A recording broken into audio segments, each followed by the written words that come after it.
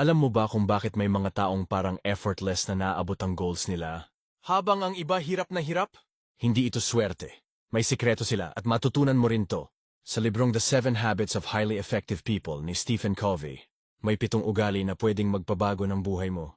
At ang una, 1. Be proactive. Ibig sabihin, ikaw ang may kontrol sa buhay mo, hindi ang ibang tao o ang mga sitwasyon. Maraming tao ang nag-aaksaya ng oras sa pagrereklamo.